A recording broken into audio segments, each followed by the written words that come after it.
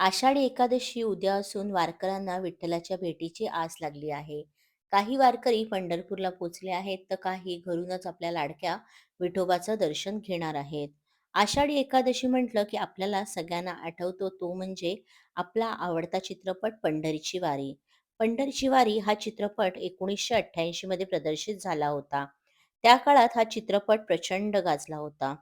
संपूर्ण चित्रपटात आपल्याला वारी पाहायला मिळाली होती. आलेल्या संकटावर मात करून वारी सहभागी झालेल्या एका कुटुंबाची गोष्ट या चित्रपटामध्ये दाखवण्यात आली होती. जयश्री गडकर आपल्या मुलीसोबत वारीला जातात, असे आपल्याला चित्रपटात पाहायला मिळालं. या वारीत त्यांना एक मुलगा भेटतो. वेळोवेळी तो मुलगा या दोघींचं रक्षण करत असतो, अशी या चित्रपटाची कथा होती. हा मुलगा म्हणजेच विठोबा. विठोबाची भूमिका बकुल कवठेकरने साकारली होती. या चित्रपटातील बकुलच्या अभिनयाचे प्रचंड कौतुक झाले होते. बकुल या चित्रपटामुळे प्रचंड लोकप्रिय झाला होता.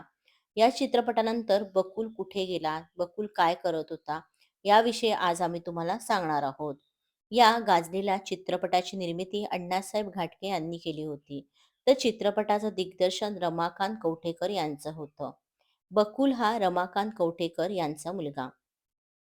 तुम्हाला ऐकून धक्का बसेल, पण तुमच्या लाडक्या बकुलचं म्हणजेच या चित्रपटात विठोबाची भूमिका साकारलेल्या बकुलचं अगदी तरुणपणीच निधन झालं. बकुल पुण्यात शिक्षण घेत होता. पुण्यात शिक्षण सुरू असतानाच अकस्मात 2002 मध्ये त्याचे निधन झाले. त्याच्या निधनाने त्याच्या केवळ कुटुंबियांनाच नव्हे तर मराठी इंडस्ट्रीमधील लोकांना देखील चांगलाच धक्का बसला होता. या चित्रपटामुळे बकुलला चांगलेच फॅन फॉलोइंग मिळाले होते. बकुलच्या निधनानंतर त्याच्या चाहत्यांना देखील चांगलाच धक्का बसला होता. बकुलच्या स्मरणार्थ बकुल फिल्म्स नावाची निर्मिती संस्था बनवण्यात आली आहे आणि ही निर्मिती संस्था आज त्याचा भाऊ समीर कवठेकर सांभाळतो. स्वराज्यरक्षक संभाजी, स्वराज्य जननी जिजामाता, राजा शिवछत्रपती यांसारख्या मालिकेसाठी त्यांनी आता कार्यकारी निर्माता म्हणून काम पाहिलं आहे. पंढरीची वारी या चित्रपटामध्ये जयश्रीताई जरी मुख्य भूमिकात असल्या तरीही या चित्रपटात रंजना या मुख्य भूमिकेत होत्या. 70% चित्रीकरण देखील झालं होतं.